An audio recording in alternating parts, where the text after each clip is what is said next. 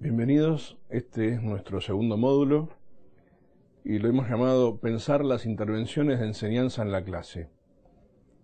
Si ustedes se acuerdan, en el módulo anterior estuvimos conversando juntos acerca del pensar la clase.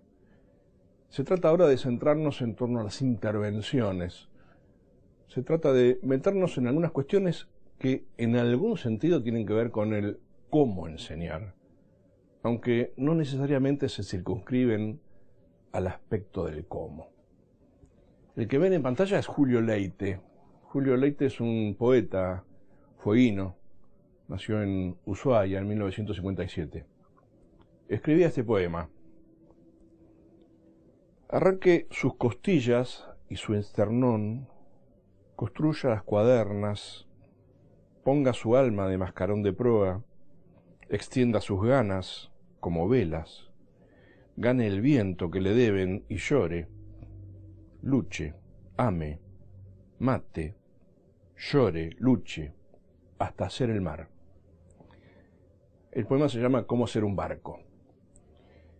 Y en algún sentido nuestro encuentro de hoy tiene que ver con esto. ¿Cómo hacer? En este cómo hacer tenemos que construir nuestro mar. Tenemos que dar vida a nuestro mar, y de eso trata nuestro módulo. Recuerden que en el encuentro anterior referíamos a las decisiones involucradas en el pensar la clase y hablamos de una doble progresión. Una progresión que comienza preguntándonos por el sentido de la clase y por la intencionalidad que nosotros ponemos en nuestra clase, que desde allí se interroga por las categorías conceptuales a enseñar en la clase y que define desde ahí los desafíos cognitivos que le proponemos a los alumnos. Llamábamos a esto la primera progresión, la del sentido, que se pregunta por el por qué, la de las categorías conceptuales, que se pregunta por el qué, y la de los desafíos cognitivos. Decíamos que la segunda progresión, llamábamos a esta progresión intradidáctica, se cuestiona por el formato didáctico, se cuestiona por los recursos didácticos y se cuestiona por el tiempo. Esto es, las decisiones que tienen que ver con la forma, la organización que le damos a la actividad en la clase, las decisiones que tienen que ver con los recursos que vamos a usar como apoyaturas por la clase y las decisiones que tienen que ver con cómo vamos a distribuir el tiempo en estas actividades de la clase. Ahora, esta doble progresión no es una progresión que se conforman de manera independiente una de otra, porque todas las decisiones de carácter intradidáctico, específicamente las que hoy más nos van a importar en este módulo, que tienen que ver con el formato didáctico, no están separadas de la que llamamos la primera progresión. El formato didáctico tiene mucho que ver con el sentido que le asignamos a la clase, tiene que ver con las categorías conceptuales que vamos a enseñar en esa clase y ciertamente con los desafíos cognitivos que vamos a proponer en la clase. Si me permiten, nos vamos a detener un instante en estas cuestiones. Podríamos pensar que la cuestión metodológica tiene concepciones diferentes, depende desde dónde lo abordemos. Me quiero meter en principio con lo que podría yo llamar las tesis erróneas del método, o esto que puede denominarse como la tesis lineal del método. Para la tesis lineal, los métodos de enseñanza estipulan pasos y reglas fijas y desde allí se enseña en una secuencia lineal, de un paso al siguiente y de ese al que le sigue. En este sentido, la cuestión metodológica se reduce básicamente a un modelo de instrumentación técnica. La tesis lineal del método considera que los métodos son de aplicación universal, esto es, pueden aplicarse en cualquier espacio de clase, pueden aplicarse en cualquier momento, pueden aplicarse en cualquier grupo. En verdad los métodos son métodos bien generales y a lo sumo la pericia del docente tendrá que ver en adecuar este método ya definido a sus realidades particulares. Finalmente, la tesis lineal del método considera que los métodos se elaboran fuera del aula. Esto es que hay una serie de especialistas o a veces pedagogos que definen metodologías, que sugieren metodologías y que entonces los docentes la toman de los libros, la toman de los textos o de apuntes o de circuitos de capacitación y luego sencillamente se trata de aplicarlos. Si tuviéramos que buscar una metáfora, diríamos que la tesis lineal del método tiene que ver con los desfiles, con un desfile militar. Esto es, todos van al mismo paso, el pie adelante derecho de todos está adelante cuando el pie izquierdo de todos está detrás. De modo que con la tesis lineal del método definido desde la metáfora del desfile, pues todos marcan el mismo ritmo. Sin embargo, el método no es esto. El método es un derivado devenido de la especificidad del contenido que se enseña. El método es un derivado devenido de las características particulares de los estudiantes y el método es un derivado devenido de las intencionalidades del docente. Les dije contenido, les dije estudiantes y les dije docente. ¿Les suena? Volvamos a la primera progresión. Es decir, estamos diciendo que el método es un derivado de las categorías conceptuales que vamos a enseñar, que el método es un derivado devenido de los desafíos cognitivos que vamos a proponer, y que el método es un derivado devenido de las intencionalidades que tenemos, o sea, del sentido que le asignamos a la clase. Y allí tenemos esa primera progresión: sentido, categorías conceptuales, desafíos cognitivos. Lo que estamos diciendo es que la decisión metodológica es una decisión que solo puede tomarse considerando las particulares características que tiene el contenido, las particulares características que tienen los estudiantes y nuestras particulares intencionalidades. Díaz Barriga es quien hace mucho tiempo atrás presentaba esta cuestión metodológica con el juego de la interacción entre dos conjuntos, esto que él llamaba lo epistemológico subjetivo con lo epistemológico objetivo. Decía Díaz Barriga, no hay alternativa metodológica que pueda omitir el tratamiento del contenido a la vez que la consideración de quienes interactúan con dicho contenido. Y allí está en esta interacción de estos dos conjuntos, lo subjetivo con lo objetivo, las dos cuestiones fundamentales que intervienen en lo metodológico, la de los sujetos y la del objeto. En los sujetos tenemos a los sujetos que aprenden, con los desafíos cognitivos que les son propuestos, con las características etarias que tienen, con las características de propias historias que tienen, con las características de saberes que portan. Y tenemos, por ciertamente, los docentes, con las intencionalidades y los sentidos que le han puesto a la clase. Y en lo epistemológico objetivo tenemos los contenidos, esto es, las características específicas del contenido, pero básicamente las categorías conceptuales que hemos seleccionado de ese contenido para ser enseñadas.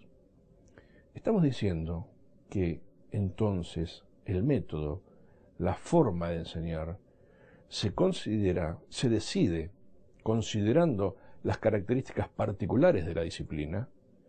Estamos diciendo que esa decisión referida a las características que devienen de las particularidades de la disciplina no pueden omitir la lógica con que este contenido construye conocimiento, o sea, la lógica con la que investiga, y en consecuencia estamos diciendo que el método es entonces particular para cada disciplina.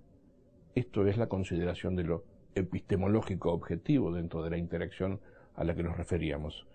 Pero también estamos diciendo que el método se decide tomando en cuenta las características particulares de los estudiantes y las peculiaridades que son propias del proceso de aprender de ese grupo etario, y estamos diciendo que el método es también el resultado de las posturas teórico-ideológicas que asume el equipo docente.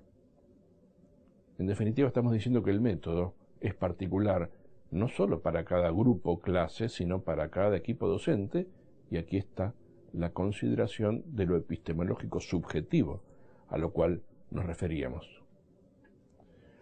De allí que, entonces, si la decisión metodológica es una decisión que deviene de particularidades, tenemos que decir que entonces el método es una construcción. Es una construcción que considera los aspectos particulares de la disciplina, que considera los aspectos particulares de los estudiantes y los aspectos particulares del equipo docente. Y como es una construcción y es diferente para cada caso, de alguna forma estamos diciendo que la construcción metodológica se elabora desde la propia casuística.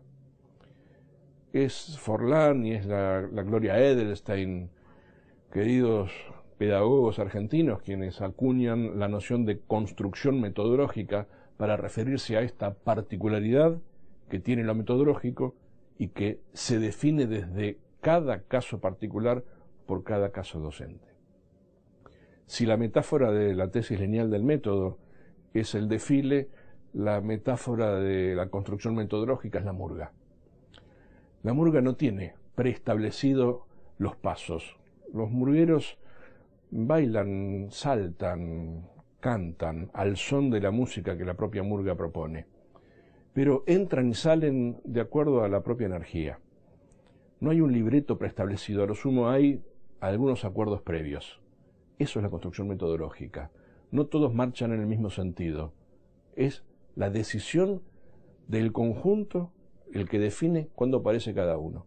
Y en este sentido decimos que es la decisión del conjunto docente o del equipo docente la que decide qué decisiones tomar en términos de propuesta metodológica.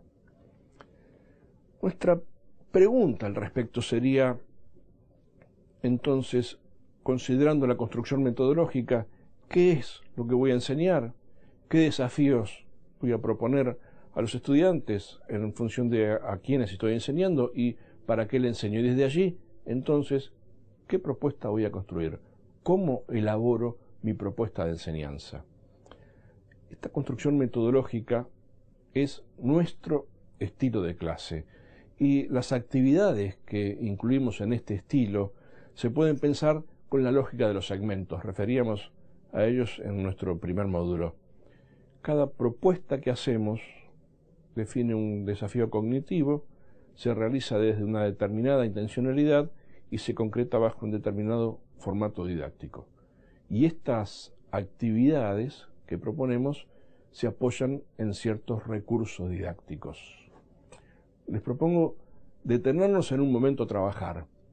Y desde acá les propongo nuestra primera tarea. ¿Qué tal si nos ponemos a pensar en nuestra propia forma de enseñar? Les propongo que analicemos nuestra propia forma de enseñar. Y se los propongo de estas 4 preguntas. ¿Cómo definirían su propio estilo de intervención? ¿Qué características tiene ese estilo? ¿Qué es lo mejor que ustedes saben hacer al respecto? ¿Qué es lo mejor que les sale? ¿Cuánto tiempo de clase el centro están ustedes y cuánto tiempo de clase el centro están los estudiantes? ¿Y qué es aquello que recurrentemente piensan, esto el año que viene lo voy a hacer de otra manera? En estas 4 preguntas, metiéndonos con nuestra forma de enseñar, les propongo que ahondemos en esto que dimos por llamar la reflexión acerca de nuestra propia práctica. Quiero seguir ahora con esta idea de la construcción metodológica que decíamos es una decisión que se toma en función de particularidades, pero quiero proponer desde allí algunas generalidades. Estoy diciendo que, si bien es cierto que este caso particular que es el equipo docente, este caso particular que es aquello que estoy enseñando en esta clase, y este caso particular que son nuestros estudiantes, pueden referenciarse en ciertas generalidades, que no operan como recetas, que ciertamente no operan ni como reglas, ni como pasos, pero que solo proponen algunas ideas, como para que desde estas ideas generales construyamos nuestras ideas particulares. Esta idea refiere a que en la estructura de una clase podrían incluirse segmentos de distinta naturaleza. Podría incluirse un segmento inicial, podría incluirse un segmento de presencia de la teoría, podría incluirse un segmento de presencia de la práctica, podría incluirse un segmento de trabajo productivo. Lo que estoy diciendo es que la estructura de una clase podría pensarse desde estos 4 segmentos, sin que estos 4 segmentos necesariamente pensemos que deben estar en toda clase y, ciertamente, sin que pensemos que estos 4 segmentos se dan en una secuencia lineal que haya que respetar.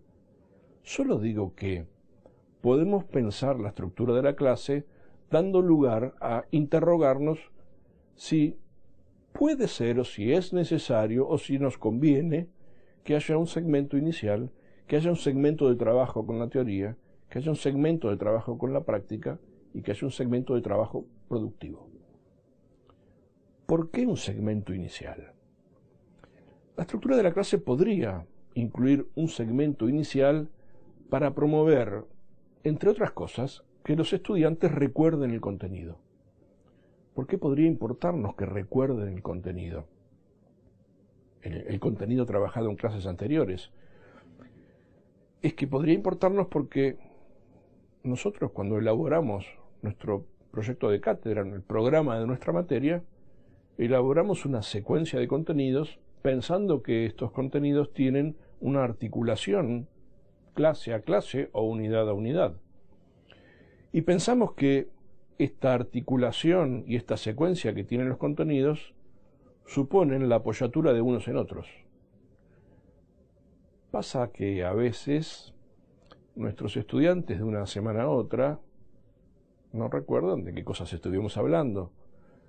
Probablemente nosotros hayamos estado con nuestra materia en la cabeza a lo largo de toda la semana, porque en general enseñamos 1 o 2 campos disciplinares a lo sumo. Y cada vez que pensamos en la enseñanza o pensamos en la clase, pensamos dentro de los límites de nuestro campo disciplinar. Pero pasa que los estudiantes no. Los estudiantes cursan más de una materia, a veces 3, en ocasiones 4, y entonces las cabezas están pensando en 3 o 4 campos disciplinares. Y en general nosotros tenemos clases una vez a la semana, pero nuestros estudiantes tienen clase 3 o 4 veces a la semana, o sea que si hemos dado clase el lunes, ellos el martes estuvieron con otro profe y con otros contenidos, probablemente el miércoles estuvieron con otros profes y con otros contenidos, y si cursaron otra materia más, el jueves o el viernes estuvieron con otros profes y otros contenidos. Cuando el lunes vuelven a estar con nosotros, las caras denotan esa sensación ¿de qué estuvimos hablando? Si nosotros suponemos que es necesario apoyar nuestra propuesta de clase de hoy en lo que fue nuestra clase de la semana pasada, entonces necesitamos reactivar los contenidos de la clase anterior. Por eso, un segmento inicial que se dedique a hacer algo en torno de esta búsqueda en los recuerdos de lo trabajado en la clase anterior.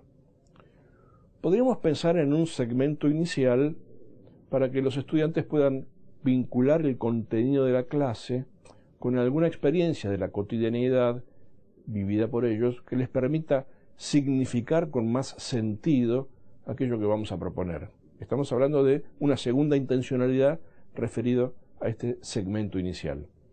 Porque pasa que a veces hablamos en nuestra clase de algunas categorías conceptuales que tienen cercanía de alta proximidad con la experiencia de lo cotidiano, o cercanía con experiencias que los estudiantes han vivido o viven en sus prácticas sociales. El hecho de poder vincular estas experiencias cotidianas con las categorías conceptuales que vamos a enseñar facilita la significación del contenido que vamos a trabajar en la clase.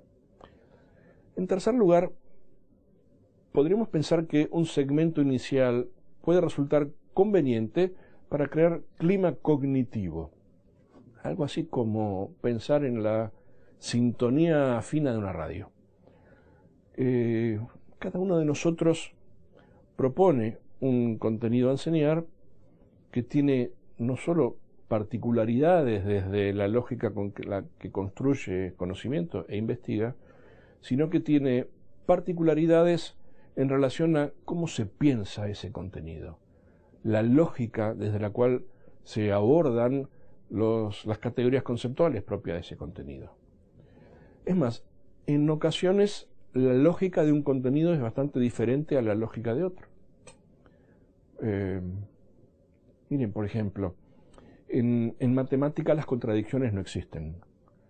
La suma de dos números naturales debe dar otro número natural. Esto, si no es así, es contradictorio y no es admisible para la matemática. Sin embargo, en las ciencias sociales, las contradicciones no solo existen, sino que son necesarias, si no, no hay forma de apropiarse del contenido de la ciencia social. Digo que si hoy nuestros alumnos estuvieron en matemática y mañana están en una clase de ciencia social, esta forma de pensar el contenido que tuvieron ayer es totalmente distinta a esta forma de pensar el contenido que necesitamos hoy. Esa sintonía de radio, ese clima cognitivo diferente que a veces necesitamos para abordar un contenido, requiere de un tiempo inicial de la clase, corto de la clase, pero que ponga en sintonía las formas de pensar nuestro contenido. Entonces, digo, un segmento inicial puede servir para recordar los contenidos trabajados en clases anteriores y desde ese lado fortalecer la secuencia. Puede servir para vincular el contenido con experiencias de la cotidianeidad y desde ahí reforzar la significación al contenido. Puede servir para crear clima cognitivo y desde allí poner en sintonía las formas de pensar o la lógica desde la cual se piensa un contenido. Así como recién nos referíamos a la necesidad del segmento inicial e intentábamos respondernos a la pregunta ¿por qué es necesario un segmento inicial en la clase? Quiero ahora detenerme sobre por qué es necesario un segmento de presencia de la teoría y por qué es necesario un segmento de presencia de la práctica. Claro que nadie discutiría la necesidad de la presencia de la teoría en la clase. El problema se nos presenta cuando empezamos a pensar acerca de la presencia de la práctica. Porque aquí hay como posiciones diferentes y maneras de concebir este problema a veces de manera opuesta. En principio quiero aclararles esto, no me estoy refiriendo a la parte práctica de la teoría, porque esto ya en sí mismo sería concebir a la práctica de una determinada manera. Estoy refiriéndome a hacer presente la práctica en la clase. Si quieren, hacer presente aspectos de la práctica profesional en la clase para ser tratados y trabajados en la clase. Les decía, hay distintas posiciones referidas a la noción de práctica y entonces necesariamente les propongo recorrer este camino. ¿Qué tal si nos ponemos a tratar de dimensionar a qué cosa estamos llamando práctica? Hay unas voces que les van a sonar. Recorran los pasillos del instituto, métanse en las aulas, escuchen los recreos y van a escuchar voces de esta naturaleza. Sí, en el instituto te formás, pero cuando salís a trabajar te das cuenta que no sabes nada. Otros dirían, bla, bla, bla, anda, pura teoría. Seguro que alguna vez escucharon esto. La práctica tiene que estar al final, una vez que se aprendió toda la teoría. Lo que pasa es que una cosa es lo que se estudia en los institutos y otra cosa muy distinta es la realidad. En el instituto te enseñan lo básico, pero los problemas de la profesión se aprenden trabajando. ¿Les suena? Estas voces dan cuenta del problema de la práctica. Con ello me quiero meter. Creo que si entramos por aquí, iremos despejando el camino. 3 nociones reduccionistas de la práctica. Concebir a la práctica como oposición a la teoría, concebir a la práctica como dependencia de la teoría o concebir a la práctica como aplicación de la teoría. Me voy a meter con cada una de estas tres nociones, a las cuales estoy llamando nociones reduccionistas de la práctica. Esto es, nociones que consideran a la práctica no como una entidad en sí misma. Vamos con la primera, la práctica como oposición a la teoría. El cuadro mostraría básicamente las características de esta noción de práctica, aquella que considera a la práctica como lo opuesto a la teoría. Y entonces, si la teoría trata de generalizaciones, pues entonces la práctica trataría de casos particulares. Y si la teoría trata de abstracciones, entonces la práctica trata de realidades concretas. Y si la teoría no requiere de un contexto, entonces la práctica depende de contextos. Y si las teorías perduran en el tiempo, la práctica entonces son contingentes al tiempo. Y si la teoría refiere a problemas del conocer, del qué, la práctica refiere a los problemas del hacer, del cómo. Y podríamos seguir enumerando una serie de características al estilo de estas que dan cuenta de que todo aquello que no es teoría entonces es práctica. Vamos a pensar algunas críticas que podríamos hacerle a esta concepción de la práctica como oposición a la teoría. Llamaría a esta primera crítica la imposibilidad de delimitar el problema, y déjenme presentarlo con un ejemplo. Miren, si el docente se preguntara cuál es la mejor forma de conformar grupos, si tuviera él que considerar los aprendizajes anteriores, los desarrollos cognitivos, los intereses particulares. Esto es, el docente que está pensando armar grupos de trabajo, pero recordando las teorías que alguna vez ha visto, dice querer conformar estos grupos tomando en cuenta aprendizajes anteriores, tomando en cuenta desarrollos cognitivos de los estudiantes, tomando en cuenta intereses particulares de los estudiantes. La pregunta es, entonces, esto, así planteado, ¿es un problema práctico o un problema teórico? Déjenme mostrar otro ejemplo. Ese docente que se pregunta cómo enseñar los valores democráticos en su grupo de cuarto año en la educación superior. Ese docente que se está preguntando eso, ¿está preguntándose por un problema general o está preguntándose por un problema particular? Un tercer ejemplo. El docente que se pregunta por las formas de garantizar en el aula las condiciones freirianas atribuidas al diálogo. ¿Ese es un problema de conocimiento o un problema de acción? Digo que con estos tres ejemplos que están mostrando la imposibilidad de delimitar cuando un problema es teórico o práctico, estaría poniendo en contradicción esta idea de circunscribir la práctica a solo el mundo de aquello que se opone a la teoría.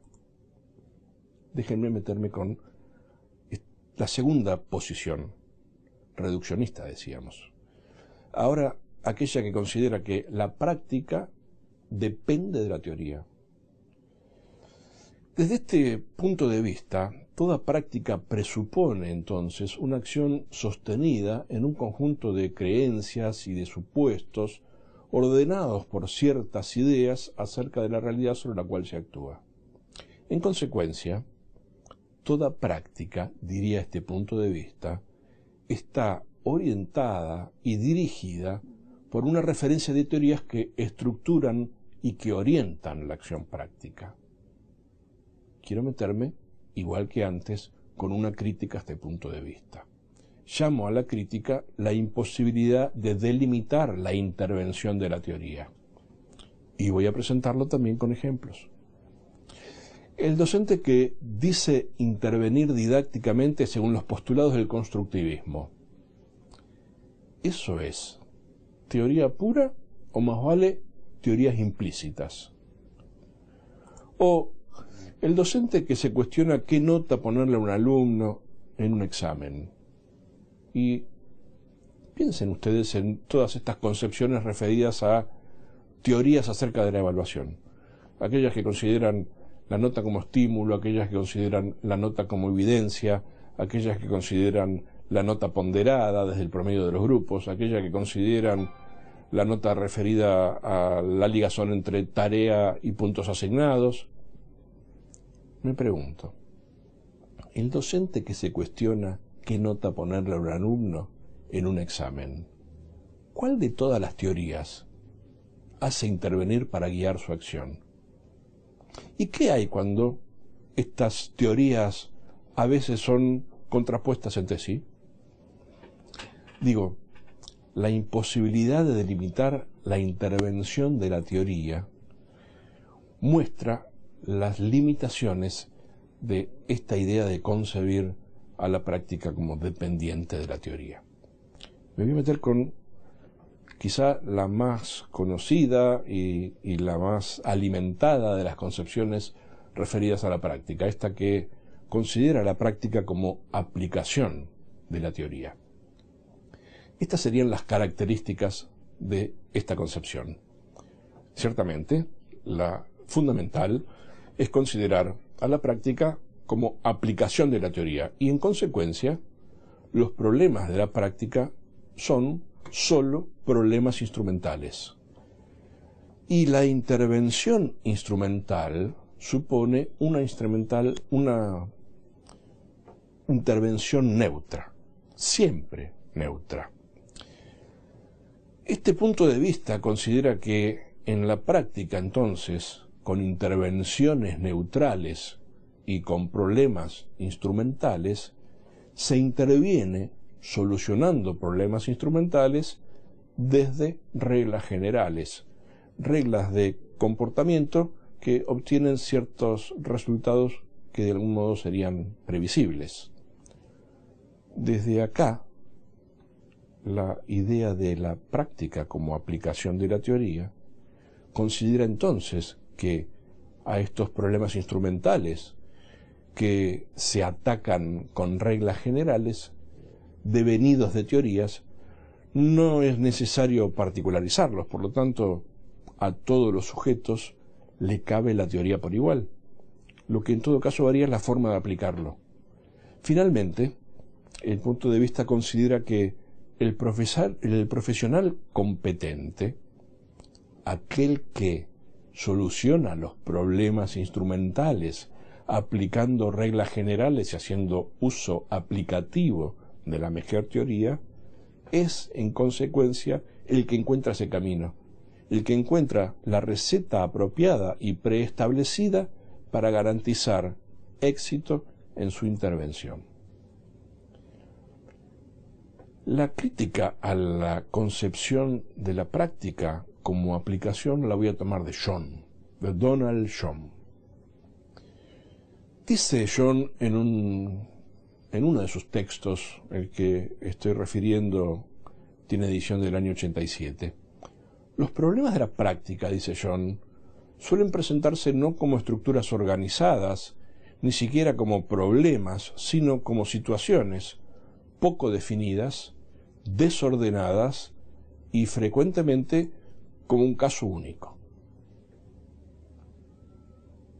Leámoslo de nuevo.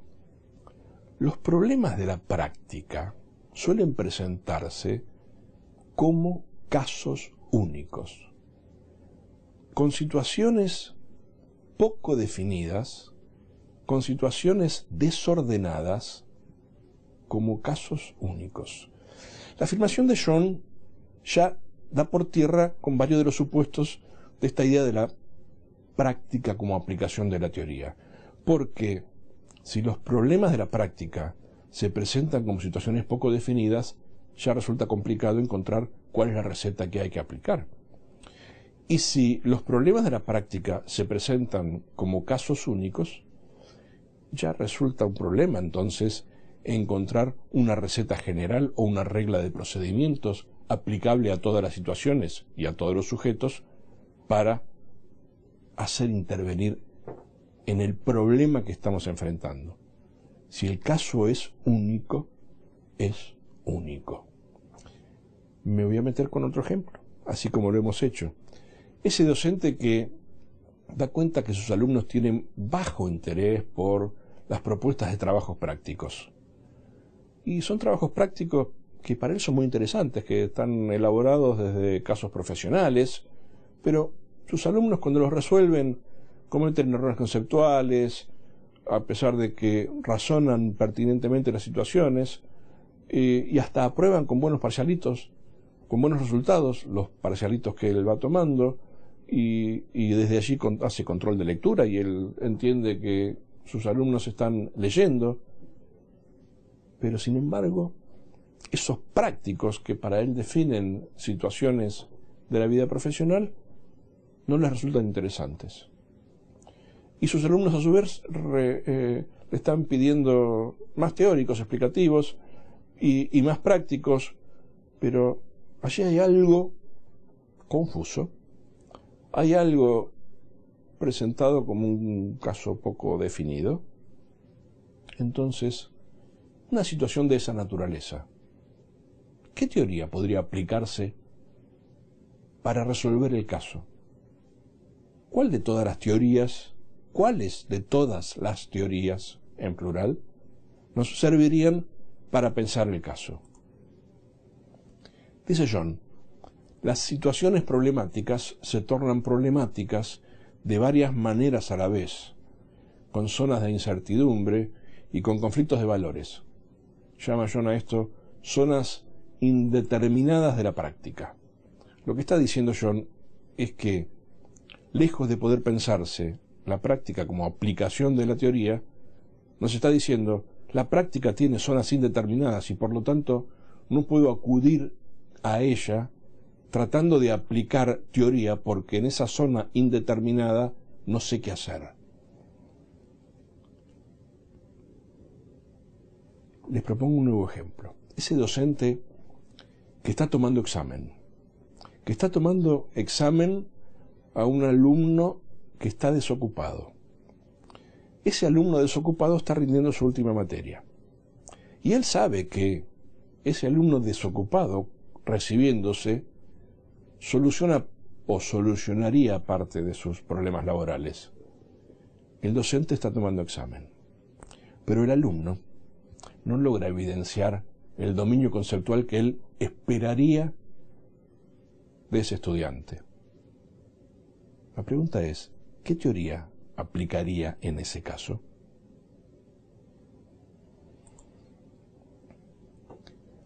Dice John, en vez de preguntarnos cómo aplicar el conocimiento teórico, ¿no habría que partir de un estudio del arte? Del estudio del arte con que los prácticos manejan esas zonas indeterminadas de la práctica e indagar las maneras en que lo adquieren. Ese docente que en primer año logró que los alumnos con serias dificultades aprendan a pesar de todos los males pronósticos, ese docente, ¿no resultaría muy formativo analizar su práctica? Traer el caso y estudiar el caso, hacer teoría del caso práctico, en vez de solo circunscribirnos a analizar la teoría acerca de los problemas del aprender. Necesitamos otra noción de práctica que no sea reduccionista. Necesitamos entonces pensar la práctica no como oposición a la teoría, pensar la práctica no como dependencia de la teoría, ni pensar la práctica como aplicación de la teoría. Porque en estas tres formas de concebir la práctica, lo que estamos haciendo es un reduccionismo de la idea de práctica. Hemos planteado algunas críticas a cada una de estas tres posiciones y entonces necesitamos elaborar una idea acerca de la práctica. Me voy lejos a buscarla, lejos. Me voy hasta los griegos a buscarla. A los griegos con la vida teórica y la vida práctica. La vida teórica, una vida o una forma de vida caracterizada por la contemplación. Y la vida práctica, una forma de vida caracterizada por el buen obrar, por la búsqueda del bien.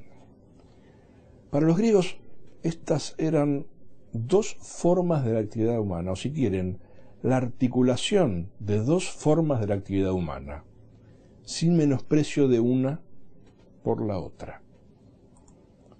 Entonces, el obrar podría ser pensado desde las raíces griegas con sus formas de ser concebido también.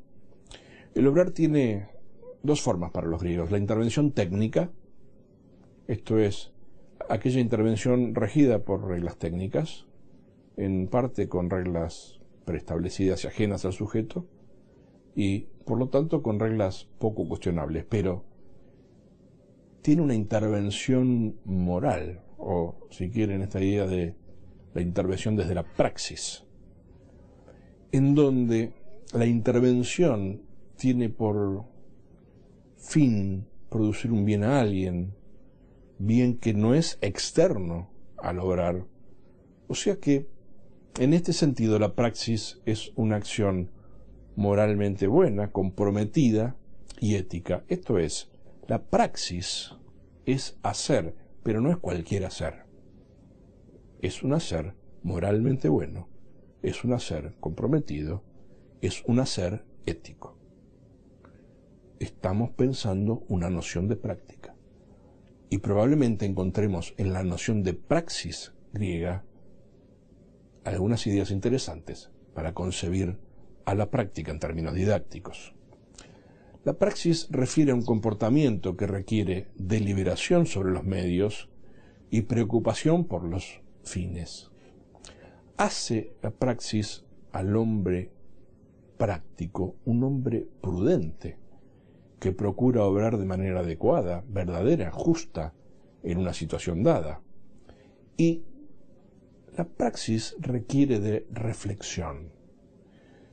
Supone la reflexión una sabiduría práctica, una virtud que permite saber cuál es el principio ético general que se corresponde para una situación determinada y que distingue la buena práctica de la habilidad instrumental. Deliberación, prudencia, reflexión. Tres condiciones del hacer práctico, en términos de praxis. La práctica es entonces una intervención ética en el mundo, no cualquier intervención, una intervención ética.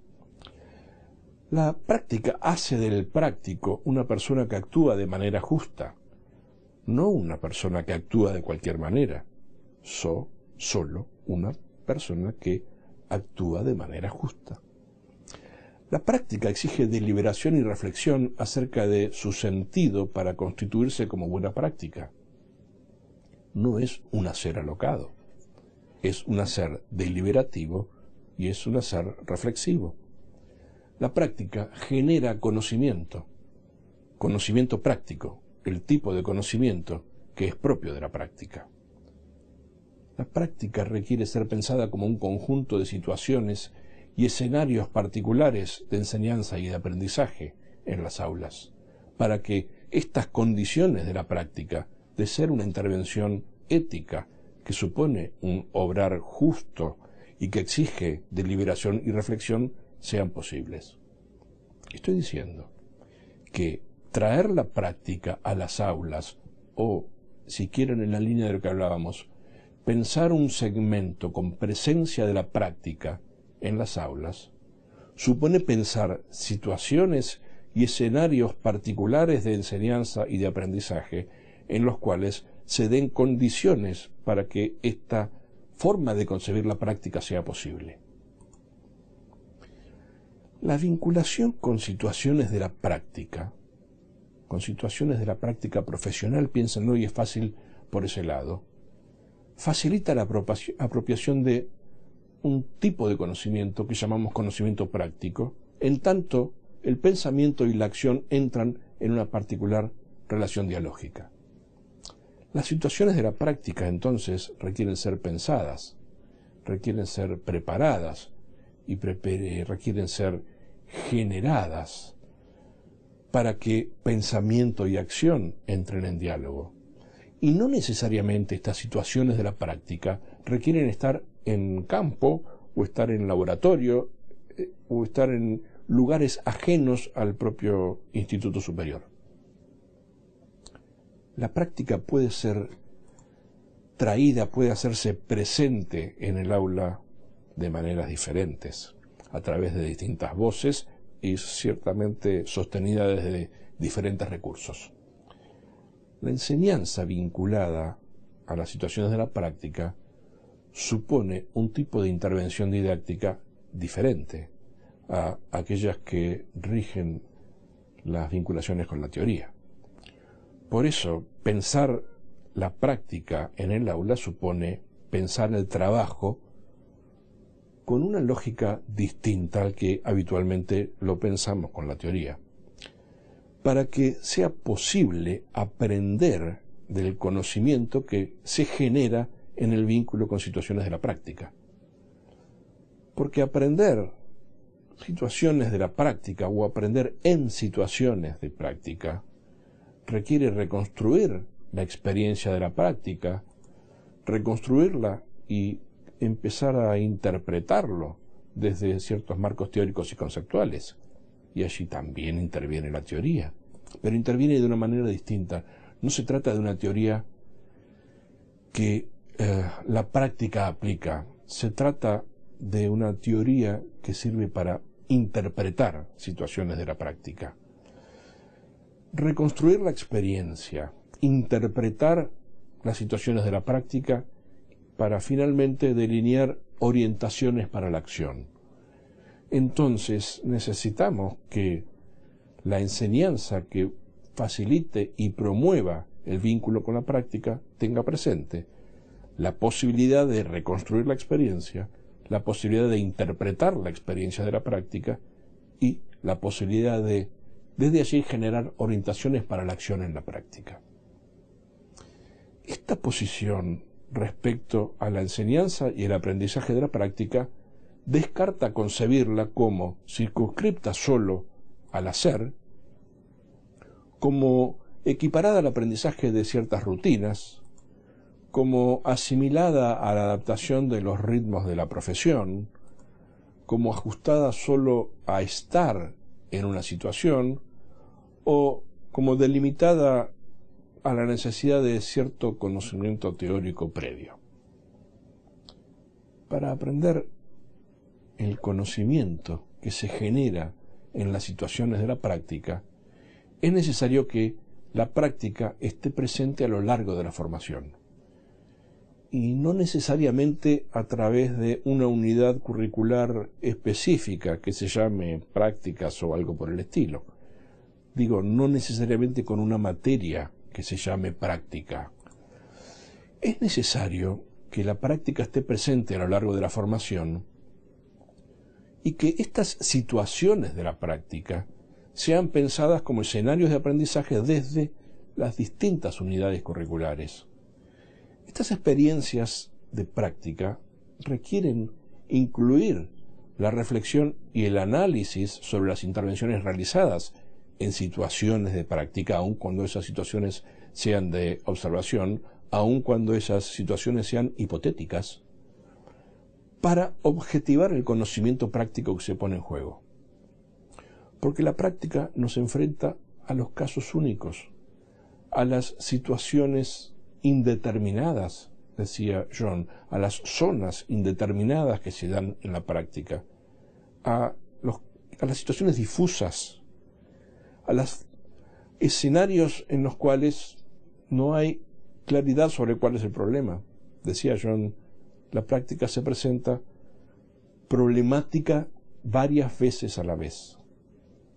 Y entonces, las formas de intervenir en la práctica, aunque esas intervenciones fueran hipotéticas, sin que necesariamente estemos haciendo algo, sino proyectando un hacer, y esto también nos mete en situaciones de la práctica, requiere que reflexionemos y analicemos las formas en que estamos pensando estas intervenciones.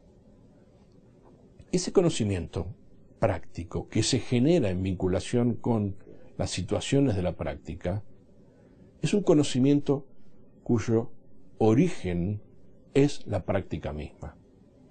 Es un conocimiento de tipo propositivo y es un conocimiento que se orienta a la acción, pero es también un conocimiento tácito, poco articulado, poco organizado, con una lógica bastante particular y ciertamente bastante diferente a la teoría. Y es un conocimiento que se compone de filosofías personales, de creencias, de valoraciones, de ritos, de imágenes, de unidades narrativas, de secuencias de acción y que se expresa como una forma del saber cómo. No es ciertamente el conocimiento que caracterizamos como teórico, es otro tipo de conocimiento. No es ese conocimiento que circula habitualmente cuando nos vinculamos con los textos, cuando nos vinculamos con las discusiones que llamamos teóricas. Es un conocimiento diferente, con otras características, con otra naturaleza, pero con altísima validez para el ejercicio profesional. Volvamos a la estructura de la clase, que es nuestro eje del módulo de hoy. Decíamos que la estructura de la clase podría incluir segmentos de presencia de la teoría y segmentos de presencia de la práctica. Lo que estamos diciendo en consecuencia es que es necesario para nosotros pensar los mejores formatos didácticos para hacer presente la teoría y facilitar entonces el trabajo en torno al conocimiento teórico, pero que también necesitamos pensar los mejores formatos didácticos para hacer presente la práctica y facilitar la presencia del conocimiento práctico gestándose. Y que en consecuencia necesitamos pensar los mejores recursos didácticos que se necesitan para que ello sea posible.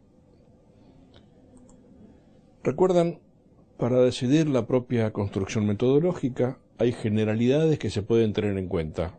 Eso dijimos casi al comienzo. La estructura de una clase, y decíamos no se refiere a una secuencia de orden, podría incluir un segmento inicial, segmentos con presencia de la teoría, segmentos con presencia de la práctica, segmentos de trabajo productivo.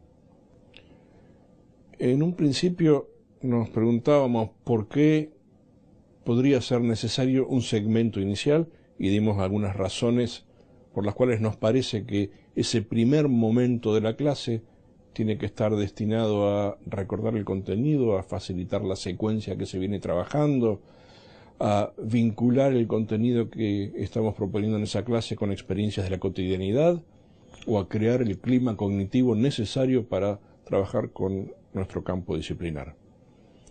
Nos detuvimos luego especialmente en estos segmentos de presencia de la teoría y segmentos de presencia de la práctica, discutiendo la noción de práctica, porque desde allí nos propusimos, en todo caso, pensar de una manera diferente esta relación entre teoría y práctica.